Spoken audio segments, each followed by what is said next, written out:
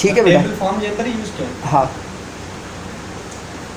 अच्छा, previous class की अगर हम बात करें तो प्रीवियस क्लास के अंदर हमने यहाँ पर जो है एक डेटाबेस बनाई थी, ठीक है। और मैंने बताया था आप लोगों की कि डेटाबेस क्या होती है, डेटाबेस का काम क्या होता है, डेटाबेस किस तरीके से काम करती है, ये सारी चीज़ें हमने की थी प्रीवियस क्लास के अंदर। और इस डेटाबेस के अंदर जो हमने डेटाबेस बनाई थी स्कूल 2 के नाम से, स्कूल 2 के नाम से बनाई थी ना। Yes sir. स्कूल के नाम से इसलिए नहीं बनाई थी क्योंकि ऑलरेडी हमारे पास स्कूल के नाम से एक टेबल थी, डेटाबेस थी, तो इसलिए हमने स्कूल 2 के नाम से बना दी। अब इनकेस अगर आपको इस डेटाबेस का नाम चेंज करना है तो आपने F2 होता है ना रीनेम के लिए, F2 प्रेस करके आप इसका नाम भी चेंज कर सकते हो अगर कभी कभी इस डेटाबेस का नाम चेंज करना हो तो, ठीक है। तो यहाँ से आप चेंज कर सकते हो। अब क्या करना है आपने, देखो यहाँ पर ये जो प्लस की सिंबल आ रही है इस पर क्लिक करना है, और ये जो आपकी टेबल आ रही है, मैंने पहले ही कल भी आप लोगों को बताया था कि आप जो है इस टेबल को इस्तेमाल कर सकते हैं, ठीक है। तो राइट क्लिक करके आपने क्या करना है, ये टेबल हमने बनाई थी, सबसे पहले मैं आपको डिज़ाइन दिखा देता हूँ इसका। यहाँ पर क्लिक करते हैं तो ये डिज़ाइन आ गया इसका, student serial number, student name, then fees जो है, ये हमने यहाँ पर एक टेबल बनाई थी। सर अलाउ नल्स क्या है सर? ये अलाउ नल्स ये होता है कि अगर हम देखें, मैं आपको एक चीज़ बता दूँ, अब ये जो ये यहाँ पर आपको नज़र आ रहा है सीरियल नंबर। Yes sir. अब अगर सीरियल नंबर को हम देखेंगे तो सीरियल नंबर जो है यहाँ पर मैंने एक तो प्राइमरी की इसमें सेट की हुई है, दूसरा इसका डेटा टाइप इंटीजर रखा हुआ है, और यहाँ पर अगर मैं इसको चेक करना चाहूँ तो ये चेक नहीं होगा। चेक क्यों नहीं होगा? इसमें दो चीज़ें कॉमन है। एक तो ये है कि इसमें मैंने प्राइमरी की लगाई हुई है राइट क्लिक करके, ठीक है, प्राइमरी की का मैंने बताया था आप लोगों को। दूसरा ये कि ऑटो इंक्रीमेंट होगा। अलो नल का मतलब ये होता है कि हम कभी कभी कुछ नहीं भी लिखते, मतलब हमें नाम नहीं देना होता। मैंने कहा कि भाई जो मेरा नाम है ना वो ऑप्शनल है, हम लिखें या ना लिखें डेटाबेस के थ्रू। जब हम डेटाबेस फेच करवा रहे होते हैं, यानी कि एसक्यूएल में जब हम .NET का डेटा फेच करवाएंगे तो वहाँ पर मैं कहता हूँ भाई मुझे जो है ना ये जो यानी कि एस नेम है इसमें मुझे नाम नहीं चाहिए इन केस, या ये जो फ़ीस है कभी दे रहे हैं कभी नहीं दे रहे, ज़ीरो वैल्यू आ रही है या कुछ भी आ रही है, तो वहाँ पर अगर मैंने यहाँ से अलो नल को सेट कर दिया, यहाँ पर मैंने इसको ख़त्म कर दिया, तो इट मीन्स कि अब मुझे इसमें ये जो फ़ीस है ये ज़रूर देनी है, यानी कि ये मेरा अभी ऑप्शनल नहीं रहेगा। इसका मतलब ये है कि मुझे यानी कि मैं आगे बढ़ूँगा ना जब मैं फ़ीस नहीं दूँगा, और यहाँ पर मैं ये कर लेता हूँ फॉर्म फ़ीस, इस तरीके से हम कर लेते हैं फॉर्म फ़ीस मिसाल के तौर पे, ठीक है। और इसमें भी मैं डेटा टाइप फ्लोटिंग रख लेता हूँ। तो अब अगर देखें मिसाल के तौर पे ये वाली फ़ीस मैंने नहीं दी और मैं फॉर्म फ़ीस पे डायरेक्ट आ गया तो ये मुझे एरर देना शुरू कर देगा, कहेगा कि पहले तो आपने, क्योंकि इसमें नॉट नल लिखा हुआ है, इसमें खाली वैल्यू आप दे ही नहीं सकते, खाली वैल्यू ऐड ही नहीं कर सकते, इसको खाली छोड़ ही नहीं सकते, तो पहले इसको फिल करें फिर उसके बाद आप नीचे जाएं, समझे। यानी कि इसमें जब तक मैं इसमें वैल्यू नहीं दूंगा तब तक मेरी जो इंसर्ट का जो काम होगा वो अप्लाई नहीं होगा, सही है। तो मुझे क्या करना पड़ेगा, इसको फ़िलहाल के लिए नल ही रखना है। इनकेस कभी कभी सॉफ्टवेयर के अंदर ये सारी चीज़ें नल ही रखनी पड़ती हैं, आगे चलकर तो मैं आपको ये क्लियर करने वाला हूँ। अब यहाँ तक ये आ गया, और मैंने आपको ये बताया था प्रीवियस क्लास में कि इसके अंदर हमने डेटा किस तरीके से देना है, इसमें वैल्यू किस तरीके से देनी है। तो आपने क्या लिखना है यहाँ पर, एडिट, एक होता है सिलेक्ट, दूसरा होता है एडिट टॉप 200 रोज़, इस पर क्लिक कर देना है।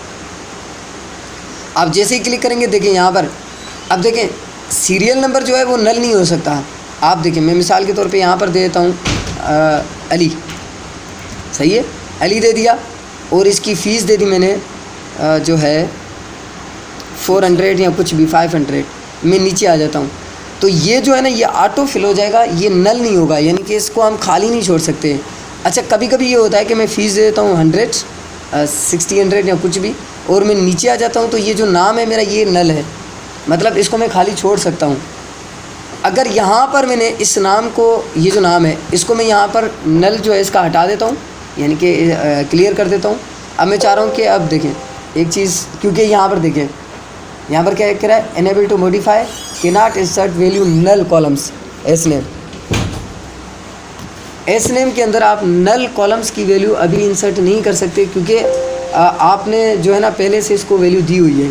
तो यहाँ पर मुझे एक एरर दे रहा है, तो इसके लिए हम क्या करते हैं, देखें मैं यहाँ पर जो है ना इन सबको मैं सिलेक्ट करके डिलीट कर देता हूँ, 6 रोज़ को। ठीक है, डिलीट कर दिया मैंने। और यहाँ से मैं इसको एक बार हटा देता हूँ, इसको भी मैं हटा देता हूँ और हम इसको सेव कर देते हैं। जो भी इसकी चेंजिंग है वो सारी की सारी सेव हो जाए। अब मैं दोबारा से इसको चलाता हूँ, ध्यान से देखना। राइट क्लिक किया, डिज़ाइन व्यू में आ गए और डिज़ाइन व्यू में आने के बाद मैंने इसको क्या रखा हुआ है, एस नेम को नहीं वारचार तो रखा हुआ है। यहाँ पर क्या लिखा हुआ है, अलो नल्स, यानी कि नल जो है उसको मैंने अलो नहीं किया हुआ अभी। टिक का मतलब क्या होता है कि अलो कर दिया आपने, टिक नहीं किया तो इसका मतलब है आपने नल अलो नहीं किया, इसमें आपने वैल्यू ज़रूर देनी है। अब आ जाते हैं हम यहाँ पर डेटाबेस के अंदर। देखिए अभी मैं यहाँ पर करता हूँ एडिट टॉप, जो 200 रोज़ होती हैं उन पर क्लिक किया। अब थोड़ा ध्यान से देखना, यहाँ पर आ जाते हैं और मैं जो है ना फ़ी सेट कर देता हूँ 60 और फार्म फ़ी सेट कर देता हूँ 200 और जो है ना नाम को ऐड नहीं करता और नीचे आ जाते हैं। तो देखिए एरर देना शुरू हो जाएगा, नो रो वाज अपडेट। क्या कह रहा है यहाँ पर, थोड़ा सा अगर हम पढ़ते हैं तो रो वाज नॉट अपडेटेड, क्योंकि इसमें कोई ना कोई एक मसला होगा ही होगा। क्यों, यहाँ पर कह रहा है कि भाई ये देखें, थोड़ा सा इधर देखना, स्कूल 2 डेटाबेस आ रही है, इसके अंदर स्टूडेंट टेबल आ रही है, column does not allow nulls, यानी कि आप इसको खाली नहीं छोड़ सकते। एस्केप करें, इसको आप खाली नहीं छोड़ सकते, इसमें आपने कुछ ना कुछ देना है, फिर आप नीचे आ जाएं, डेटा इंसर्ट हो जाएगी। अलो नल्स का काम ये होता है, समझ गए? मतलब आपने इसको खाली नहीं छोड़ना है। अगर आप खाली छोड़ना चाहते हो तो फिर आप इसको सिलेक्ट कर दें, फिर सेव कर दें, फिर ये खाली इसके अंदर इंसर्ट हो जाएगा। ये है अलो नल्स का काम, नल वैल्यू को अलो करने का काम। आई थिंक आप क्लियर हो गया होगा, अब समझ गए ना बेटा? अब देखिए यहाँ पर मैं एक चीज़ आप लोगों को क्लियर कर दूँ, जब भी हम सर्वर की बात करते हैं, किसकी बात करते हैं, सर्वर की। ठीक है, ये हमारे पास सर्वर है, ठीक है। जब भी हम सर्वर की बात करते हैं तो यहाँ पर लिखा हुआ आता है SQL। SQL का मतलब होता है स्ट्रक्चर्ड क्वेरी लैंग्वेज। और यहाँ पर ये सर्वर का नाम और सर्वर की एक IP आ जाती है, यानी कि सर्वर का नाम तो ये है, ये जो हमने दिया हुआ है, जो आपके डेस्कटॉप का नाम होता है, और यहाँ पर एक सर्वर की IP भी आ जाती है। अगर आपने देखें, मिसाल के तौर पे आप ऐसा सॉफ्टवेयर बना रहे हैं जो आप चाह रहे हैं कि भाई मेरे पूरे के पूरे, यानी कि आपका एक शॉपिंग मार्ट है, आप शॉपिंग मार्ट में बहुत सारी डेटाबेस यानी कि आपने सॉफ्टवेयर्स रखे हुए हैं, कहते हैं यानी कि बहुत सारे आपने सिस्टम्स रखे हुए हैं। अब आप चाह रहे हो कि सारे सिस्टम में से ना डेटा मेरा सर्वर में जाए, यहाँ से डेटा ऐड करता हूँ, यहाँ से डेटा ऐड करता हूँ, जितने मेरे कंप्यूटर्स हैं उनमें से मैं चाह रहा हूँ कि मेरा डेटा एक ही सर्वर के अंदर चला जाए। तो मैं वहाँ पर IP सेट कर देता हूँ हर सिस्टम के अंदर, ठीक है। IP होता है इंटरनेट प्रोटोकॉल, ठीक है। तो ये मैं सेट कर देता हूँ हर सिस्टम के अंदर, फिर मैं मल्टी यानी कि सिस्टम्स के अंदर डेटाबेस को ऐड करवा देता हूँ। अभी आगे चलकर मैं आप लोगों को बताऊँगा कि आप यानी कि एक प्रोग्राम बनाएंगे और वो प्रोग्राम अलग अलग डेटाबेसेस के अंदर सेव हो जाएगा, अलग अलग टेबल्स के अंदर वही सेव हो जाएगा। जब हम कनेक्टिविटी का काम बाद में करेंगे, जब ही हम देख लेंगे, तो वहाँ पर ये सर्वर काम आ जाता है। अच्छा, यहाँ पर एक चीज़ लिखी हुई आ रही है SQL, इसको हम कहते हैं स्ट्रक्चर्ड क्वेरी लैंग्वेज। आप यहाँ पर देखेंगे तो यहाँ पर लिखा हुआ आएगा न्यू क्वेरी। इसका काम क्या होता है, ये थोड़ा ऐसे समझ लें कि मेन होती है। अब देखें यहाँ पर ये जो हमारा SQL सर्वर जिसको हम पढ़ रहे हैं, ये GUI बेस पर है, यूज़र ग्राफिक्स इंटरफेस बेस, ठीक है। तो ये उस बेस पर हमें हर टूल का यानी कि हर टूल्स दे रहा है, हर ऑप्शंस दे रहा है, डेटा इंसर्ट करना, डेटाबेस बनाना, न्यू टेबल क्रिएट करना। मगर कभी कभी ये होता है कि हमें खुद से डेटाबेसेस बनानी होती हैं, खुद से डेटाबेसेस क्रिएट करनी होती हैं, खुद से क्वेरीज़ लगानी होती हैं खुद। यानी कि देखें, अब यहाँ पर तो हम जो है इनके देखें, थोड़ा यहाँ पर समझ लेते हैं। यहाँ पर तो हमें एक ऑप्शन मिल रहा है कि यहाँ से हम डेटाबेसेस बना रहे हैं, डेटा को इंसर्ट कर रहे हैं। अगर सपोज़ करें मैं SQL सर्वर से जो मैं .NET इस्तेमाल कर रहा हूँ, .NEट में से डेटा इंसर्ट करता हूँ SQL सर्वर में, तो मुझे क्वेरीज़ का सहारा लेना पड़ता है, यानी क्वेरीज़ को ऐड करना पड़ता है, ठीक है बेटा। तो क्वेरीज़ जब हम मुझे ऐड करनी पड़ती हैं तो क्वेरीज़ मुझे लिखनी पड़ती है पहले, यानी कि क्वेरीज़ मुझे लिखनी पड़ती है कि कौन सी क्वेरी। क्वेरी का मतलब क्या होता है, सिंपली क्वेरी का मतलब क्या होता है, क्वेरी मतलब क्वेश्चन, ठीक है। अब देखें, मिसाल के तौर पे मैं आपसे एक सवाल करता हूँ, ये डेटाबेस है, यस ठीक है। इस डेटाबेस में डेटाबेस स्कूल 2 के नाम से डेटाबेस है, यस सर ठीक है। इसमें एक टेबल है स्टूडेंट टेबल के नाम से, यस सर ठीक है। इस स्टूडेंट टेबल के अंदर डेटा है, यस सर एडिट करके मैं दिखाता हूँ आप लोगों को, देखें ये हमारे ये डेटा है। यस अच्छा, मेरा सवाल आपसे ये है कि इसमें से मुझे सिर्फ एस नेम चाहिए, बस स्टूडेंट के नेम्स चाहिए, ये जितना भी डेटा है ये सारा का सारा मुझे नहीं चाहिए, तो आप कैसे मुझे शो करवाएंगे? नहीं समझे मेरी बात? नो मैं ये कह रहा हूँ कि यहाँ पर देखें, यहाँ पर अशरफ, अली, ABC, अहमद, मिसाल के तौर पे। अब देखें, थोड़ा समझना, मैं चाह रहा हूँ कि अब मुझे सिर्फ यहाँ से लेकर यहाँ तक का डेटा चाहिए, ना मुझे फ़ीस चाहिए, ना मुझे फॉर्म फीस चाहिए, ना मुझे सीरियल नंबर्स चाहिए, मुझे जस्ट स्टूडेंट्स के नाम चाहिए, स्टूडेंट की नेम लिस्ट चाहिए। तो वो मैं किस तरीके से काम कर सकता हूँ इसके ऊपर? आप उसमें ऐड करेंगे सर, सिक्योरिटी नहीं ना, मैं चाह रहा हूँ कि ये देखो बेटा, यहाँ पर क्या लिखा हुआ है, एस नेम। एस नेम मैं चाह रहा हूँ ये लिस्ट चाहिए मुझे। जब मैं इसको देखूँ ना, अब मैं देख रहा हूँ तो फ़ीस भी मेरे सामने आ रही है, फॉर्म फीस भी सामने आ रही है, सीरियल नंबर भी सामने आ रहे हैं। मैं चाह रहा हूँ मुझे ये सारी चीज़ें चाहिए ही नहीं, मुझे क्या चाहिए, ये वाली चीज़ चाहिए बस। सिक्योरिटी एंड फिल्टर लगेगा सर, तो इसके लिए हम क्यूरीज़ का इस्तेमाल करते हैं, क्यूरीज़ का इस्तेमाल करते हैं, ठीक है। अब देखें, सबसे पहले अगर मैं क्यूरी इस्तेमाल करने वाला हूँ किसके ऊपर, कौन सी डेटाबेस के ऊपर? स्कूल 2 पे। तो मुझे यहाँ पर लिखा हुआ आ रहा है मास्टर, लिखा हुआ आ रहा है, यस सर ठीक है। तो यहाँ पर इस ड्रॉप डाउन पे क्लिक करता हूँ, मास्टर को हटाकर मैं क्या लिखूँगा? स्कूल 2, ताकि मैं अपनी क्यूरी लगा सकूँ। और मैंने क्यूरी कहाँ से लगाई? स्कूल 2 से। देखो, यहाँ से मैंने न्यू क्वेरी पर क्लिक किया था और इस तरीके से मेरे सामने एक ब्लैंक सा एरिया आ गया था, यस सर और यहाँ पर मैंने क्या सिलेक्ट किया? डेटाबेस को सिलेक्ट किया है, स्कूल 2। अब यहाँ पर मैं लिखता हूँ सिलेक्ट करो। देखिए अभी मैं क्वेरी क्या लगाता हूँ, मैंने कहा सिलेक्ट करो, स्टार का मतलब होता है ऑल वैल्यू फ्रॉम इस। अच्छा, स्कूल में मेरी टेबल का नाम क्या था? School 2 sir. नहीं, टेबल का नाम क्या था? एस नेम नहीं, टेबल का नाम बेटा, देखो स्कूल 2 मेरी डेटाबेस है, यस सर। टेबल का नाम क्या था? टेबल का नाम क्या था? स्टूडेंट TBL, याद नहीं है क्या टेबल का नाम? ये जो लिखा हुआ आ रहा है, देखो ये स्कूल 2 मेरी डेटाबेस है, सही है। इससे डेटाबेस के अंदर बहुत सारी टेबल्स हो सकती हैं ना, इसमें से मुझे कौन सी टेबल चाहिए? स्टूडेंट टेबल्स, स्टूडेंट टेबल चाहिए। तो मैंने यहाँ पर लिखा कि सिलेक्ट करो, ठीक है, कहाँ से? ऑल वैल्यू कहाँ से? स्टूडेंट टेबल से। यानी कि स्टूडेंट टेबल के अंदर आपने जो भी लिखा हुआ है वो सारी की सारी वैल्यूज मुझे क्या कर दो? सिलेक्ट करके दे दो। मैं यहाँ पर आकर क्या कर दूँगा? अब इस बार एक बार एग्जीक्यूट, देखिए एग्जीक्यूट करने के बाद ये देखें सारी वैल्यूज़ आ गई, सही है। जैसे कि सीरियल नंबर्स आ रहे हैं, स्टूडेंट नेम आ रहे हैं, ठीक है, फ़ीस आ रही है, फॉर्म फीस आ रही है, ये सारी की सारी वैल्यूज़ आ रही हैं। ये सिलेक्ट क्वेरी का काम है, ऑल वैल्यूज़। अब अगर मैं चाहता हूँ कि ऐसा ना हो कि मुझे जस्ट क्या चाहिए, इसमें से मुझे सिर्फ स्टूडेंट नेम चाहिए, तो मैं ऑल की जगह पर क्या लिखूँगा? S name. देखो, अब देखो मैंने कहा सिलेक्ट करो स्टूडेंट नेम्स, कहाँ से? फ्रॉम स्टूडेंट टेबल में से। स्टूडेंट टेबल में से मुझे जस्ट क्या चाहिए? स्टूडेंट नेम चाहिए। यहाँ पर मुझे शो करवा के दिखाओ। मैं इसको एक बार दोबारा से एग्जीक्यूट करता हूँ। एग्जीक्यूट करने के बाद देखें एक छोटा सा एरर आ रहा है, उसको हम देख लेते हैं। यहाँ पर क्या गिरा है? Request for procedure student TBL, ठीक है, कुछ इस तरीके से एक एरर दे रहा है, तो हम इसको एक बार दोबारा से समझ लेते हैं। मैं यहाँ से इसको हटा देता हूँ, एक बार दोबारा से मैं इसको जो है एग्जीक्यूट करके देखता हूँ, ठीक है। अब देखें, क्योंकि वो ऑलरेडी सारी वो टेबल्स ओपन थी ना, तो इसलिए वो कह रहा था कि मुझे समझ में नहीं आ रहा कि आप क्या ओपन करना चाह रहे हैं। तो यहाँ पर मैंने क्या लगा दिया? सिलेक्ट करो एस नेम्स, और कहाँ से? फ्रॉम स्टूडेंट टेबल में से, ठीक है। तो मुझे क्या मिल गया यहाँ पर?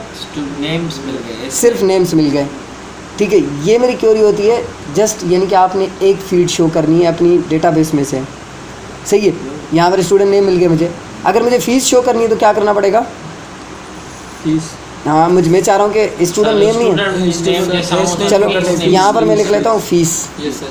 FESS। अब देखिए खुद ब खुद ऑटोमेटिकली वो मुझे बताएगा। यहाँ पर फीस आ गया। Yes. अब मैं इसको जस्ट यहाँ से एग्जीक्यूट करूँगा और नीचे आकर आंसर देखूँगा तो मुझे क्या मिल रहा है, Fees. फीस मिल रही है। अब मैं चाह रहा हूँ कि मुझे 2 फील्ड चाहिए, एक स्टूडेंट नेम चाहिए, दूसरा फीस चाहिए। सर इसके आगे स्टूडेंट सर एंड लिखी और फीस लिख डालें। एंड ना कोमा, यहाँ पर हम कोमा का इस्तेमाल करते हैं सेपरेशन के लिए। यहाँ पर कोमा देना है आपने और यहाँ पर लिखना है आपने स्टूडेंट नेम। नहीं, हाँ स्टूडेंट नेम, एस नेम, क्योंकि स्टूडेंट नेम चाहिए था ना मुझे। Yes sir. सर पहले फीस आएगी फिर एस नाम। हाँ पहले फीस आएगी, आपको शो होगी यहाँ पर, और उसके बाद स्टूडेंट नेम शो होगा। हम चला कर देखते हैं इसको।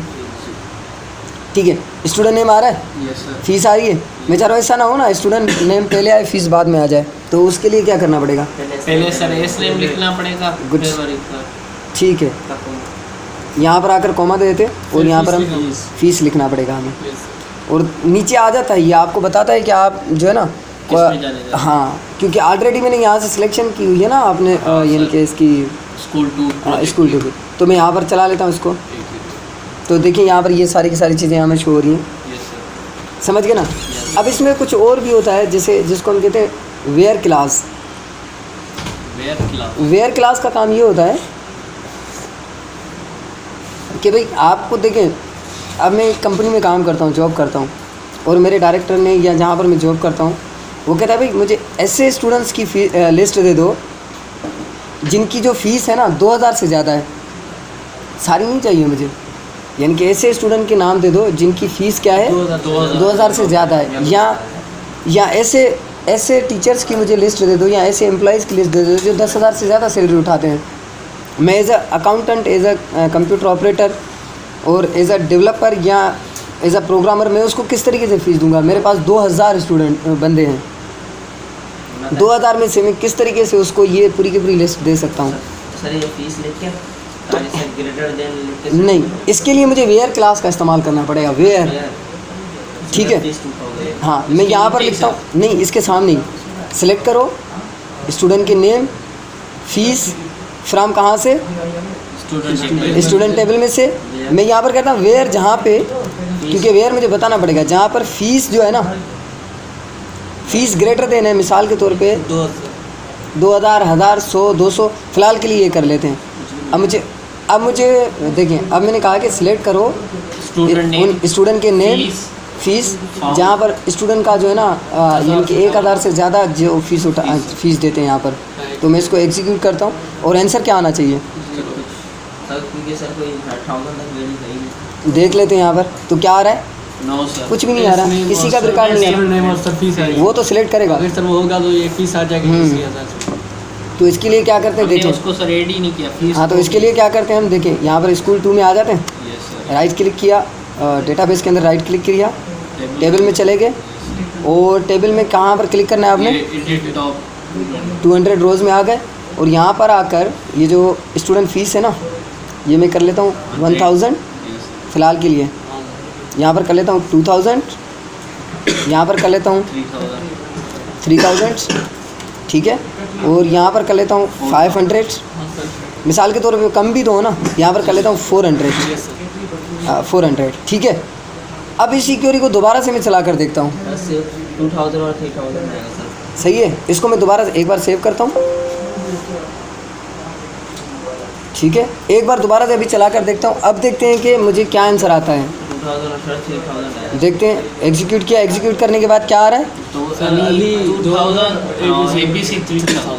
ठीक है। तो यानी कि ये बता रहा है कि आपका 1000 से ऊपर जो है, इवन के 1000 भी नहीं बता रहा। Yes sir. क्यों, क्योंकि कंडीशन में मैंने क्या लगाया हुआ है, 1000 से ऊपर। 1000 से ज़्यादा जिसकी यानी कि फ़ीस है, जिसकी ज़्यादा है वो मुझे लगा दो। तो 2000 और 3000 मिल गया। अब मैं चाह रहा हूँ ऐसा हो कि 1000 से कम जिसकी है ना वो मुझे बताओ। तो उसके लिए मैं कौन सी ऑपरेटर का इस्तेमाल करता हूँ, लेस देन। इसको कहा जाता है लेस देन। ये जो मैं ऑपरेटर इस्तेमाल कर रहा हूँ ना बेटा, ये होते हैं रिलेशनल ऑपरेटर्स। कौन से ऑपरेटर्स होते हैं ये, रिलेशनल। इनको हम कंपैरिजन ऑपरेटर भी कहते हैं, कंपेयरिंग ऑपरेटर भी कहते हैं। मैंने कहा ऐसा करो कि सिलेक्ट करो स्टूडेंट का नाम, फीस, इधर ध्यान दें बाद में लिख लेना, स्टूडेंट टेबल में से जहाँ पर फीस जो है वो कम किससे हो, 1000 से 1000 से, ठीक है। Yes sir. तो मैं यहाँ पर क्लिक कर लेता हूँ और देखें यहाँ पर एक मसला आपको दे रहा है कि नियर 1000 एक एरर दे रहा है, सिंटेक्स एरर नियर 1000। क्या एरर दे रहा है, क्या हो सकता है? मैंने उसको हटाकर किसको ग्रेटर देन को हटाकर लेस देन दिया है, तो यहाँ पर एक एरर दे रहा है। एक बार दोबारा से चला कर देखें हम इसको, तो देखें यहाँ पर आपको आंसर दे रहा है। ये एरर इसलिए दे रहा था कि मैंने सेव नहीं किया था, उसको पता नहीं था। तो यहाँ पर देखें 500 एंड 400 जो यानी कि 1000 से कम है। अच्छा, इसमें ऐसे कर लेता हूँ मैं, यहाँ पर ग्रेटर देन और इक्वल टू 1000 जो 1000 से ज़्यादा हैं और जो 1000 के बराबर हैं वो वाली दे दें। तो अब क्या आंसर आना चाहिए? दोनों आएंगे सर, चारों आएंगे। मतलब क्या क्या? 1000 से 1000 भी आएगा, 2000 भी आएंगे, 500 भी आएंगे, 400 भी आएंगे। 400-500 क्यों आएंगे ग्रेटर सर, उनमें से सर एक 1000 आएगा और एक 500 आएगा। 1000 और 500 क्यों? क्या लिखा है? अगर वो एक सर 1000 आएगा, 1000 देखिए मैंने यहाँ पर लिखा है कि ग्रेटर देन हो 1000 से बराबर, या तो बराबर हो 1000 के। जी सर। मुझे ऐसी वैल्यू दे दो जो 1000 से ज़्यादा हो, 1000 के बराबर हो। 1 2 3 तो इसको एक बार एग्जीक्यूट करके देखते हैं। यहाँ पर थोड़ा मसला करता है, मैं इसको सेव करता हूँ एक बार दोबारा से, यानी कि एक बार रन करने के बाद ये थोड़ा सा मसला करता है क्योंकि चेंजिंग होती है ना, तो उसमें थोड़ा मसला कर रहा होता है। देखिए 1000 2000 3000 और स्टूडेंट के नाम भी दे रहा है, ठीक है। आई थिंक आप लोगों को समझ में आ गया होगा। अब इसमें एक और चीज़ मैं बता देता हूँ आप लोगों को, फिर बाद में हम इसको एंड करते हैं। अच्छा, इसमें एक और चीज़ ये है कि यहाँ पर मैं कंडीशन लगाना चाह रहा हूँ और मैं चाह रहा हूँ कि मुझे जस्ट अशरफ नाम का जो है ना उसका पूरा का पूरा डेटा चाहिए। हाँ सर। यानी कि ये जो अशरफ है ना, इसकी फार्म फीस वगैरह वगैरह पूरी की पूरी एक सिलेक्टेड बंदे की चाहिए। हाँ जी बोलो। सर वेयर को सर वो आना फीस, मैं फ़ीस को हटा दूंगा, वेयर को हटा दूंगा, यहाँ पर लिख दूंगा S name where S name equal to Ashraf, बस। सर ब्रैकेट लेनी है सर। हाँ, मतलब डबल कोटेशन लेनी है, सही है। Where S name single quotation direction हो गया था, ठीक है। Where S name equal to Ashraf, जहाँ पर अशरफ है ना उसकी मुझे फ़ीस भी दे दो और उसका नाम भी दे दो। और मैं इसको एक बार एग्जीक्यूट करके देखता हूँ, तो ये देखें किसकी वैल्यू आ रही है सर अशरफ तो 1000 जो भी फ़ीस है उसकी। अब आप चाह रहे हो कि नहीं अशरफ की पूरी डेटा चाहिए मुझे, उसका रोल नंबर चाहिए, पूरा का पूरा चाहिए, तो यहाँ से ये जो है ना ये दोनों आप हटा देंगे, स्टूडेंट नेम, ठीक है। स्टूडेंट नेम वगैरह हटा देंगे और यहाँ पर आल लगा देंगे। आल के लिए हम क्या इस्तेमाल करते हैं? स्टार, ठीक है। और एक बार दोबारा से हम इसको रिफ़्रेश करते हैं, तो देखें serial number, name, fees, form fees, ठीक है। अशरफ की पूरी डेटा आ गई सिलेक्टेड वैल्यू को। इसको हम कहते हैं वेयर क्लास। क्लास नहीं होती, कभी कभी स्टूडेंट समझते हैं इसको हम क्लास कह रहे हैं, क्लास नहीं, क्लास होती है। क्लास यानी कि एक कंडीशन होती है, एक सेकंड कंडीशन होती है, यानी कि दो स्टेटमेंट को हम जोड़ते हैं। यहाँ पर ये पहला स्टेटमेंट, ये दूसरी स्टेटमेंट, दोनों स्टेटमेंट को ऐड करने के लिए, जोड़ने के लिए हम वेयर का इस्तेमाल करते हैं, वेयर क्लास का इस्तेमाल करते हैं, ठीक है। इसको हम मज़ीद और देखेंगे अगली क्लास में जितना भी यानी कि हमारा होता है। तो आज के लिए मेरे ख्याल में इतना काफ़ी है, ठीक है बेटा? ठीक है। ठीक।